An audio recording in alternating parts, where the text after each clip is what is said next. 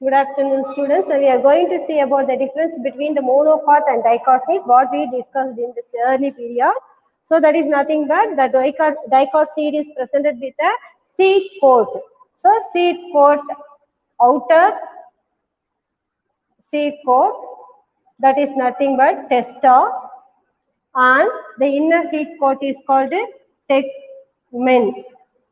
And this is followed by a large space which is occupied by the cotyledon or seed leaf, and this embryonic axis provides cotyledon, and above this they are producing plumule. The embryonic axis to plumule is called epicotyle. This region is called epicotyle. While I put the box, this is epicotyle region.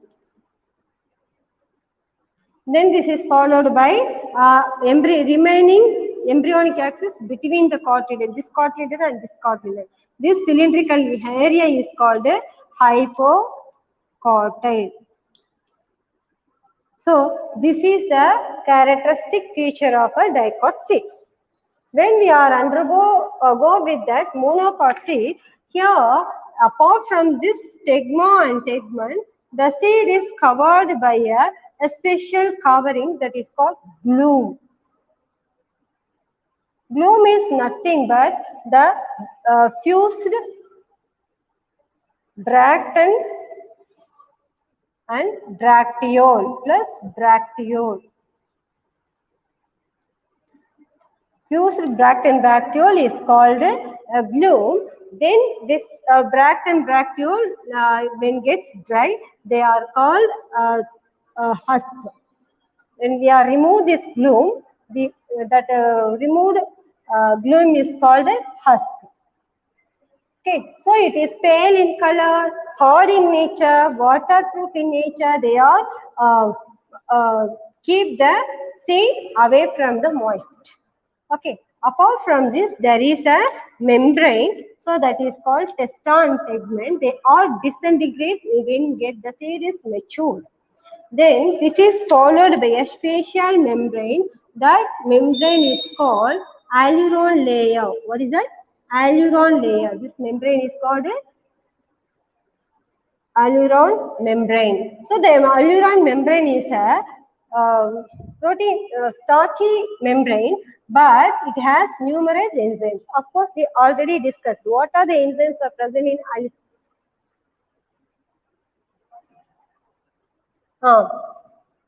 ப்ளூமுக்கு உள்ள இருக்கிறது.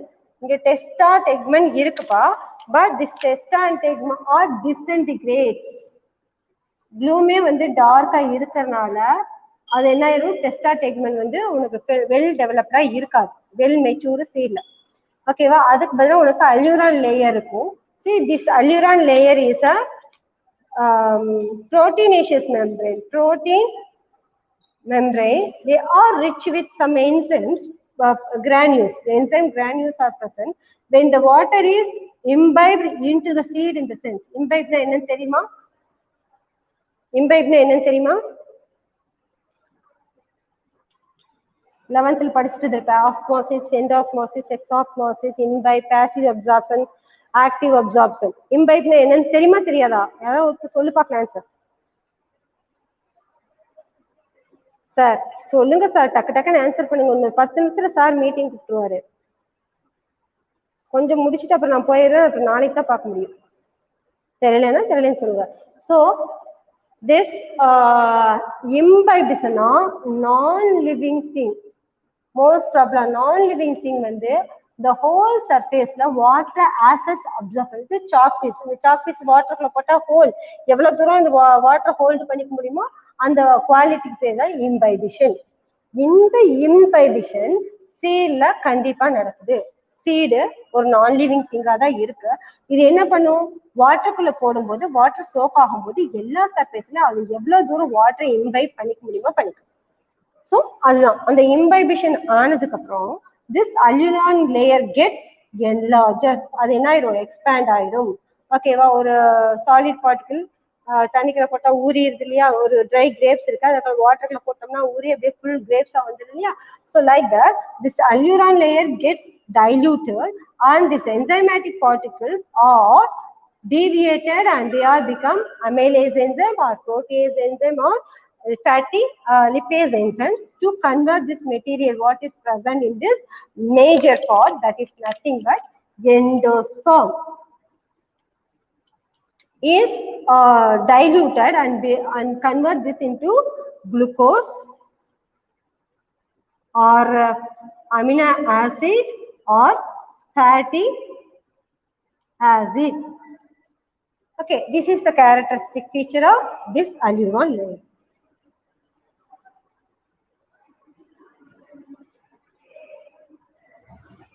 Alluron layer water absorb பண்ணதுக்கு அப்புறம் இது dilute ஆயிரும், thick membrane இருக்கிறது thin jelly like substances ஆயிரும்.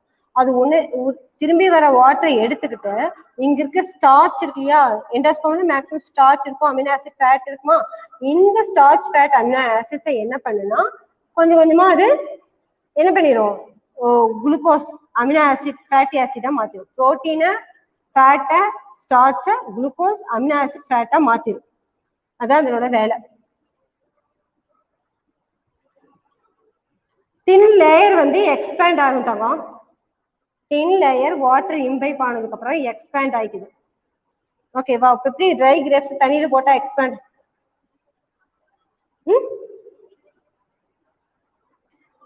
கவனி. So இது வந்து ஸ்டார்ச்சா இருக்கும் ஆர் புரோட்டீன் இருக்கும் ஆர் ஃபேட்டா இருக்கும். இந்த ஃபுட் கண்டென்ட் இந்த எண்டோஸ்பர்ம்ல இருக்கு இல்லையா, ஸோ 90% ஸ்டார்ச், 9% புரோட்டீன், 1% ஃபேட் இதுக்குள்ள இருக்கும். அதெல்லாம் என்னமா கன்வெர்ட் ஆயிரும், குளுக்கோஸ் அமினோ ஆசிட்ஸ் ஃபேட்டி ஆசிடா மாறிடும். ஸோ இது இங்கதான் இருக்குது, எஸ்கேப் ஆகாது, ஏன்னா இந்த க்ளூம் வந்து பார்த்துக்கும். ஓகேங்களா, அது போக there is a huge important suspensor like layer, so that is called epithelium. So this epithelium is the mediator of endospermic material to the embryo. Here the embryo is nothing but the embryonic axis provided with short miniature of the plumule covered by a sheath, and they have a special structure or shield like structure that is called cotyledon. That cotyledon here is called what? Scutellum. So the scutellum is there. Apart from this, they provided with a small root-like structure that is called radicle. This is also covered by root cap, and root radicle is covered by, this is radicle, and this is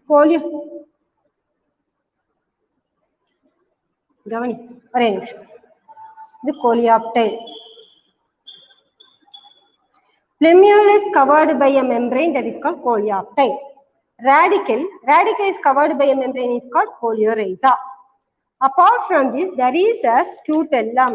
இங்க டைகாட்ல இங்க cotyledon இருக்கு இல்லையா, அதே மாதிரி மோனோகாட்ல ஒரே ஒரு cotyledon seat leaf இருக்கு. This is seed leaf. தெரியுதா board? So this seed leaf is away from the plumule. This சொல்லுப்பா, தெரியலையா? So this is seed leaf. Okay. So this is the seed leaf which absorb the food material from the epithelium. The epithelium is a layer which absorbs the food material from the endosperm, which is converted into glucose, amino acid, acid. So fatty acid. So in the alluron layer இருக்கிற enzymes என்ன பண்ணும், இந்த starch, fat, protein இந்த மாதிரி மாத்தி வச்சிருக்கோம். இது digested, அத சிம்பிளிஃபைட் ஆன மெட்டீரியலா உங்களுக்கு எபித்தீலியம் அப்சர்வ் பண்ணி வச்சிருக்கோம். இது உடனே யார் வாங்கிக்கிறாங்கன்னா scutellum வாங்கிக்கிறாங்க. Seed leaf is called scutellum. So then they supply this energy to the plumule and radicle. Immediately after they will jump out. Okay. So here the first and foremost the radicle comes out, and they, there is not have the long life, so they are disintegrates, and this hypocotyl only emerges out and sustain its life. என்ன ஆகுதுன்னா radical வெளி வந்தோடனே மண்ணில் பட்டோன்னே அழுகி போயிடும். இந்த ஹைப்போகார்டைல் region இருக்கு இல்லையா, ஸோ ஹைப்போகார்டைல் என்ன பண்ணுன்னா இது வெளி வந்து இதுதான் நிறையா இருக்கும், இதுல இருந்து நிறைய ஃபைபரஸ் இருக்கும், இதுல இருந்து லீஃபும் வரும். அதனால இது ஹைப்போஜியல் ஜெர்மினேஷன், ஹைப்போஜியல் ஜெர்மினேஷன் சொல்லுவாங்க. உன்னோட புக்ல இல்ல தெரிஞ்சு வச்சுக்கோங்க, 11th படிச்சுக்க. ஹைப்போஜியல் ஜெர்மினேஷன். வேற இங்க டைகாட்ல பாத்தீங்கன்னா இந்த ரேடிக்கல் இருக்கா, இது என்ன ஆகும், வாட்டர் பட்டனையும் இது எக்ஸ்பேண்ட் ஆகி இந்த மைக்ரோபைலா ரீஜன் அந்த ஜெர்ம் போர் வழியா வந்து செகண்டரி ரூட் டெர்ஷரி ரூட்ஸ் கொடுக்க ஆரம்பிச்சிருவாங்க. இது சஸ்டைன் பண்ணணும் உடனே உனக்கு என்ன ஆகும், லீஃப் வர ஆரம்பிச்சு. So primary root which is originate from the radicle is permanent. So this is emerges first. So this is called epigeal germination. Okay va? So radical permanent இருந்து அதுல இருந்து உனக்கு மத்த வளர்ந்ததுக்கு அப்புறம் உனக்கு பிளெமியூல் வெளியே வர்றதுனால இது எபிஜியல் ஜெர்மினேஷன் சொல்றாங்க. ஸோ இது எவ்வளவு சீக்கிரம் வருதோ உடனே உனக்கு வந்து பிளெமியூல் வெளியே வந்துடும். ஸோ இது எபிஜியல் ஜெர்மினேஷன். இங்க ரேடிக்கல் வராம அந்த இடத்துல இருக்கிற ஹைப்போகார்டைல் வந்து உனக்கு சஸ்டைனபிளா இருந்து இதுல இருந்து உனக்கு பிளான்ட் பாஸ் வரனால ஹைப்போஜியல் ஜெர்மினேஷன் சொல்றாங்க. ஓகேவா, இது வரைக்கும் புரிஞ்சிச்சிங்களா?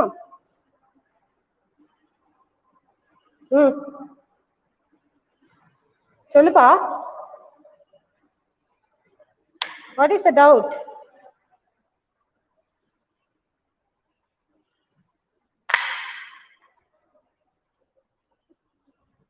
நீயா சொல்லிட்ட ஆன்சர், நீயா சொல்லிட்ட. மோனோகாட். சரி, இன்னும் ஒரு சின்ன இன்ஃபர்மேஷன் சொல்றேன். மோனோகாட் வந்து டைகாட்ல இருந்து வந்த அட்வான்ஸ் டைப். மோனோகாட் வந்து பிரிமிட்டிவ்.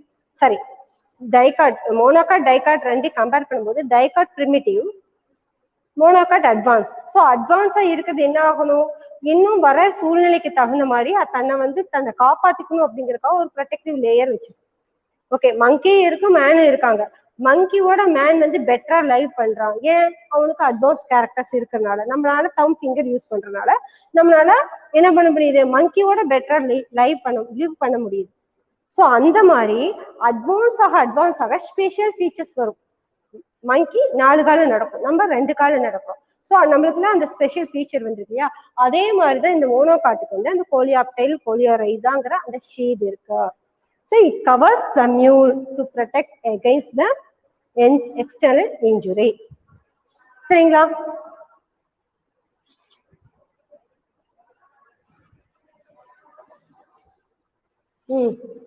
ஆமா. ஹார்ட்ஷேப். சரிம்மா, அங்க வந்து நம்ம பாக்குறது குரூசிஃபர் டைப். டைகாட்ல பாத்தீங்கன்னா குரூசிஃபர் டைப்னு சொல்லுவாங்க. கேப்சலா புஸ்ஸா பஸ்ஸோனிகால பாத்திருப்போம், பஸ்ஸோட்டிகால பாத்திருப்போம். இங்க வந்து மோனோகாட்ல வேற இன்னொரு டைப் வரும். நான் அந்த டைப் பார்க்காம விட்டுட்டேன். ஸோ அதுல வந்து என்ன பண்ணுன்னா அந்த எம்பிரியானிக் ஆக்சிஸ்ல இருந்து ஒரு சைடு மட்டுமே வளர்ந்து ஒரு கார்டிலேஜ் மட்டும் தான் கொடுக்கும். அங்க வந்து நாச்சஸே வராது. குளோபுலர் ஸ்டேஜ்ல இருந்து அந்த நாச்சஸ் வராது.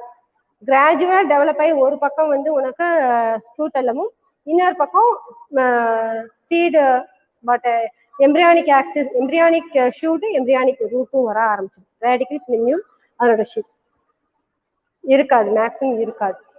சரியா? ஓகே, நெக்ஸ்ட் நம்ம இது வரைக்கும் என்ன பார்த்தோம்னு ஒரு ரீகேப் பார்த்தலாம். செக்ஷுவல் ரீப்ரடக்ஷன்ல பார்த்தா சொல்லு பார்க்கலாம் மடமடன்னு. பாலினேஷன் பார்த்தோம், அடுத்தது ஃபர்டிலைசேஷன் பார்த்தோம், ஃபெர்டிலைசேஷனுக்கு அப்புறம் என்ன பார்த்தோம், எண்டோஸ்பெர்ம் டெவலப்மெண்ட் பார்த்தோம். அடுத்தது எம்பிரியோ டெவலப்மெண்ட், இந்த ரெண்டுமே டெவலப்மெண்ட் பார்த்தோம். அடுத்தது டைகாட், அது வந்து dicot embryo, dicot and monocot seed பார்த்தோம். சரிங்களா? இந்த டைகாட் மோனோகாட் சீடு எப்படி வந்துச்சு, எங்க இருந்து வந்துச்சு? சீக்கிரம் சொல்லுங்க. எம்பிரியோ எங்க இருந்து வந்துச்சு? எம்பிரியோ எப்படி கிடைக்கும்? Fusion of male and female gamete. இந்த மேல் அண்ட் ஃபீமேல் கேமெட் எப்ப உருவாகி இருக்கும்? ஃபெர்டிலைசேஷன் போதா, ஃபெர்டிலைசேஷனுக்கு முன்னாடியா, ஃபெர்டிலைசேஷனுக்கு அப்புறமா? சீக்கிரம் சொல்லுங்க. fertilization most probably pollination or pollination முன்னாடியே வந்துட்டுலாம் pollination. ஸோ நான் மெஜாரிட்டி இங்கே வச்சுக்கிறேன். அப்போ இங்கே என்ன நடந்திருக்கும் சீக்கிரம் சொல்லுங்க கண்ணே. மைக்ரோஸ்போரோஜெனிசிஸ் மெகாஸ்போரோஜெனிசிஸ் சொல்லணும். மெகாஸ்போரோஜெனிசிஸ் மைக்ரோஸ்போரோஜெனிசிஸ் இதுல என்ன மைக்ரோஸ்போரோஜெனிசிஸ் என்ன நடக்குங்க? என்ன நடக்கும்? என்ன வரும்? ஓகே ஸ்பெர்ம் வரும். ஓகே போலன் இருந்து ஸ்பெர்ம் வருது. சரி ஸ்பெர்ம் எப்படி வரும்? இல்லைன்னா போலன் எப்படி வரும்? என்ன டிவிஷன்? Cell division. எந்த செல் டிவிஷன் நடந்ததுனால எந்த செல் டிவிஷன் நடந்ததுனால meiotic. Very good. Meiotic or meiosis. அந்த ப்ராசஸ் பேரே மியாசிஸ். ஓகேவா? மியாசிஸ். ஸோ இந்த நம்மளுக்கு ஒரு சீடு வேணும்னா நம்மளுக்கு மியாசிஸ் நடக்கணும். Is followed by syngamy. What is meant by syngamy? Gamy means fusion. சிங்னாலும் ஃபியூஷன் தான். இங்க கான்ட்ராஸ்ட் கேமீட் சொல்லிக்கலாம். கான்ட்ராஸ்ட் கேமீட் ஃபியூஷனால வர்றது உனக்கு சிங்கேமி. அது என்னன்னு சொல்றோம்னா நம்ம ஆம்பிமிக்சஸ். ஆம்பினா என்ன சொல்லுங்க? ஆம்பினா என்ன?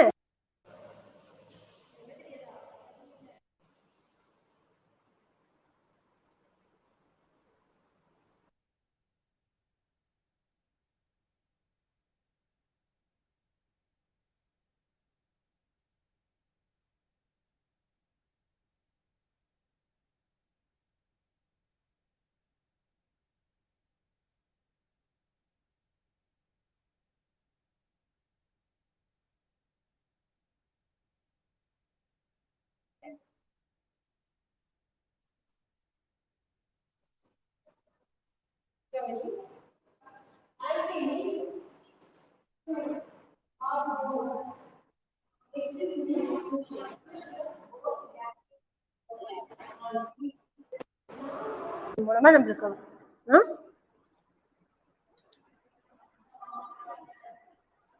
அது கால் வரனால கேட்காம இருக்குது. ஷாமல் ஷாமல் இருந்தேன்னா பேசு. ஷாமல் அன்மியூட் பண்ணி பேசு.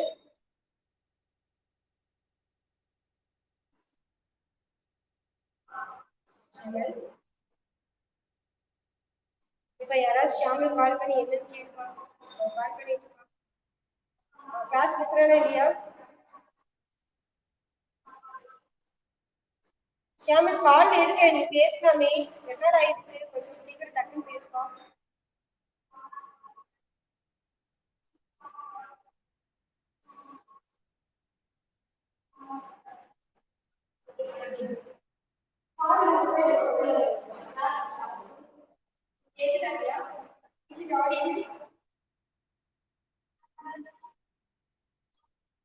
நான் பேசுறது கேக்குதாப்பா? நான் சீக்கிரம் சொல்றேன்.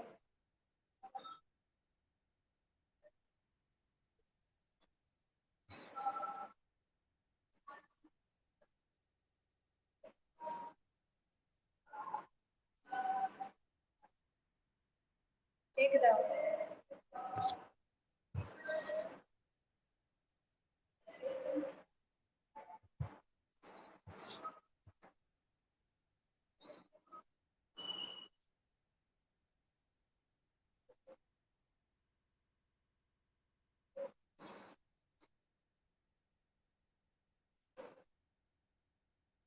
Listen here. Can you hear me? கேட்க இல்லையா? டெக்ஸ்ட் நாச்சும் பண்ணுங்க இல்லையா?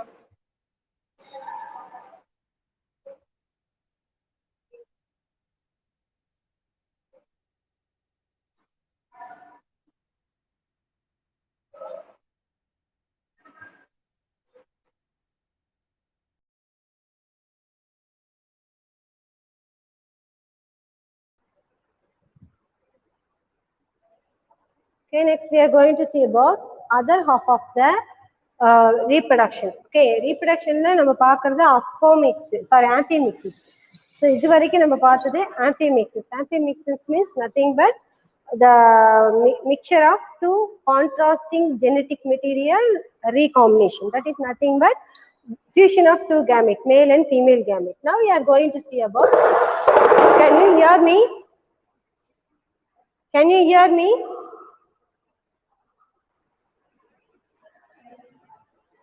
But audio கேக்குதா? Sir, audio கேக்குதா? Okay. Okay, okay, இருடா.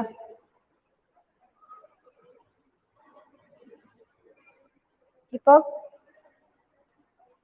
is it okay now?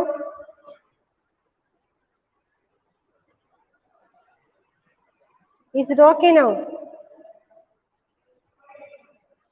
இப்போ தெரியுதா இல்லையா? இப்போ ஓகேவா இல்லையா?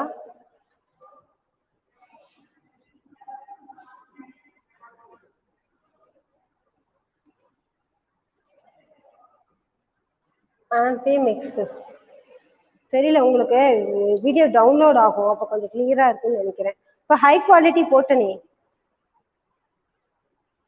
லோ குவாலிட்டியில இருந்துச்சு, ஹை குவாலிட்டி போட்டிருக்கேன் இப்போ. So fusion of two gametes is called apomixis, sorry, amphimixis. Now we are going to see about other of apomixis. Apo means away from,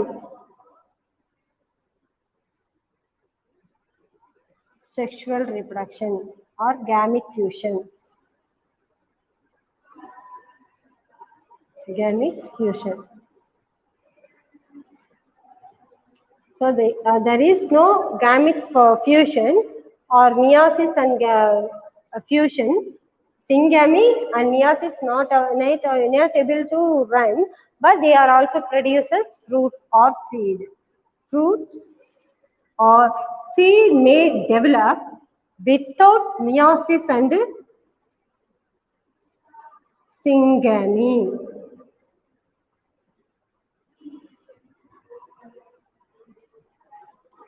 So this is called what? Apomixis. Okay, development of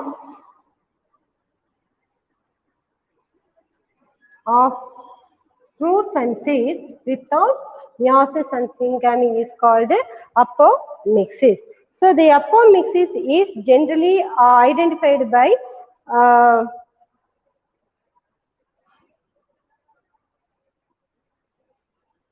Winkler in that year 1908. Okay, adha book la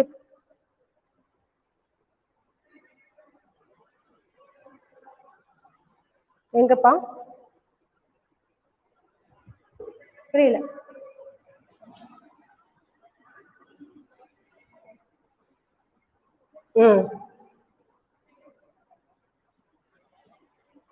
அதை பத்தி நம்ம பார்க்கலாமா? Full pollen grains produce பண்ணாமே இருக்கும், சிலதுல pollen grains produce ஆகும். அதெல்லாம் அப்பா யாருடா வண்டியில போயிட்டே பேசுறியா? டிராவல் பண்ணிட்டே மியூட் பண்ணி அன்மியூட் பண்ணிட்டு போல. கவனி, அப்போமிக்சிஸ்ங்கிறது என்னன்னா ரெண்டு டைப் இருக்கு, ரெக்கரண்ட், நான் ரெக்கரண்ட்.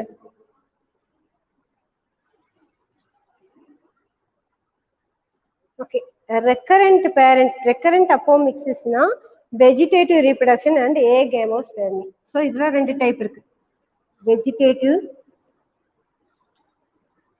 reproduction அடுத்தது agamospermy. ஓகேங்களா?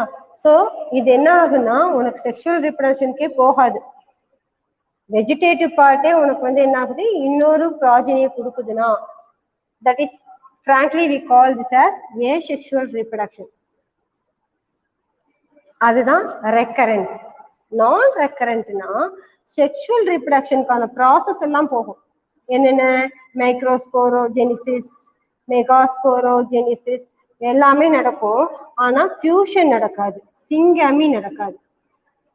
பட் நம்மளுக்கு சிங்காமி நடக்காது, நம்மளுக்கு ஃப்ரூட்ஸும் seed form ஆகும். So that is called non-recurrent. This was discovered by Maheshwari in the year 1950. ஓகேவா? மகேஸ்வரிங்கிறவங்க டெல்லி டிபார்ட்மெண்ட் ஆஃப் ஹார்டிகல்ச்சர் இன்ஸ்டியூட்ல இருக்கவங்க, அவங்க தான் கண்டுபிடிச்சாங்க இந்த எம்பிரியாலஜிலேயே இந்த டிவிஷனை கண்டுபிடிச்சவங்க recurrent apomixis and non recurrent apomixis. Okay, எதுப்பா நான் ரெக்கரண்டா? ஓகே, ரெக்கரண்ட் பேரண்ட்னா ஏசெக்சுவல் ரீப்ரொடக்ஷன். ஓகேங்களா? நான் ரெக்கரண்ட் பேரண்ட்னா சாரி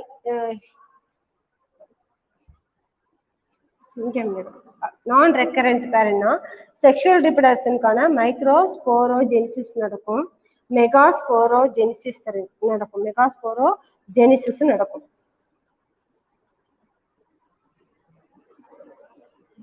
மைக்ரோஸ்போரோஜெனிசிஸ்லேருந்து என்ன வரும்? ஸ்பாம் வரும். மெகாஸ்போரோஜெனிசிஸோட ஃபைனல் ப்ராடக்ட் என்ன? எக் வரும். இந்த ஸ்பாம் என்ன பண்ணும்? மைக்ரோஸ்போர் மதர் செல் என்னவா இருக்கும்? மைக்ரோஸ்போர் மதர் செல் டிப்ளாய்டா ஹெப்ளாய்டா? டிப்ளாய்டா ஹெப்ளாய்டாவா? டிப்ளாய்டா இருக்கும்பா. Diploid microspore mother. அதே மாதிரி மெகாஸ்போர் மதர் செல் இது ஹெப்ளாய்டா இருக்குமா டிப்ளாய்டா இருக்குமா? டிப்ளாய்டா தான் இருக்கும். இதுல இருந்து வர ஸ்பெர்ம் என்னவா இருக்கும்? எப்படிமா? இது வந்து மியாசிஸ் போகுது, மியாசிஸ் போன வாட்டி உனக்கு என்ன ஆகுது? நான் ரெக்கரண்ட்னா மியாசிஸ் நடக்கும், பட் என்ன ஆகாது? டிப்ளாய்டு ப்ராஜனி கிடைக்காது. ஸ்பெர்ம் மேல் பிளான்ட்டையும் எக் ஃபீமேல் பிளான்ட்டையும் ஓகேங்களா கொடுத்தா அது பேரு நான் ரெக்கரண்ட். எக்கும் ஸ்பெர்ம் மூலமா வந்த மேல் பிளான்ட்னால ஃபுல்லா சர்வைவ் ஆக முடியாது, ஃபீமேல் பிளான்ட்னாலையும் சர்வைவ் பண்ண முடியாது. ஏன்னா அது வந்து ஹெப்ளாய்டா இருக்கு. ஹெப்ளாய்ட் பிளான்ட் நம்மளுக்கு வந்து ஒரு எக்ஸ்பெரிமெண்டலா யூஸ் பண்ணலாம், லெபார்டரி கண்டிஷன்ல நம்ம வளர்த்தலாம். இந்த பிளானுடைய ஜீனோமை பார்க்கலாம். What is mean by genome? What is mean by genome? 10th standard படிச்சு தான் வந்திருக்கீங்க. What is mean by genome? Okay, genome எழுதிக்கோங்க. totality of the characteristics of an organism is called genome. Totality of the characteristics of an organism. Totality of the characteristics of an organism is called genome. ஒரு example, நம்ம உடம்புல எவ்வளவு chromosomes இருக்கு சொல்லுங்க? 46 இருக்கு. இந்த 46ல ஒரு குரோமோசோம் எடுத்து பார்த்தாலுமே உனக்கு இந்த ஒரு குரோமோசோம்ல நீ என்ன ஹைட்டு, என்ன வெயிட், என்ன கேரக்டர், உனக்கு எப்ப கொரோனா வந்துச்சு, எப்ப நீ போன ஜென்மத்துல பல்லு எந்த வயசுல உடஞ்சி, போன ஜென்மத்துக்கு முந்தின ஜென்மத்துல என்ன இருந்தாங்கிற அத்தனை கேரக்டரும் இங்க தான் ரெஜிஸ்டர் ஆயிருக்கு. ஸோ உன்னுடைய டோட்டல் கேரக்டர்ஸ் இந்த ஜென்மத்துல போன ஜென்மத்துல எல்லாத்தையும் இந்த ஒரே ஒரு ஜீன், ஒரே ஒரு குரோமோசோம் மட்டும் சொல்லிச்சுன்னா இதுக்கு பேரு ஜீனோம். புரிஞ்சுதுங்களா? Example, totality of the characteristics of a single characters வேற, கேரக்டரிஸ்டிக்ஸ் வேற. கேரக்டர்னா இவன் இப்படிதான் அப்படிங்கிற மாதிரி, கேரக்டரிஸ்டிக்ஸ்னா அவனுடைய ரியல் அத்தனை ஃபியூச்சர்ஸ் தான் கேரக்டரிஸ்டிக் ஃபியூச்சர்ஸ். கேரக்டரிஸ்டிக் ஃபீச்சர்ஸ் போது நம்ம டீப்பா அங்க இருக்க A to Z படிச்சோம்னா கேரக்டரிஸ்டிக் ஃபீச்சர். கேரக்டர்ஸ்னா 1 or 2 அப்படிங்கிற மாதிரி, ஜஸ்ட் அவே அப்படிங்கிற மாதிரி. So totality of the characteristics of an organism is called genome. இந்த ஒரு குரோமோசோம்னால இந்த மனுஷனுடைய அந்த ஆர்கானிசனுடைய டோட்டல் கேரக்டர் சொல்ல முடிஞ்சா that is called meeting. Characteristics சொன்னா அது வந்து ஜீனோம். என்ன மீட்டிங் வர சொன்னாங்களா? பாரா, நீ இதுக்காக நிக்கிறீங்களா? ஒரு நிமிஷம், ஒரு 10 நிமிஷம், இப்பதான் லெசனே ஆரம்பிக்கிறேன்.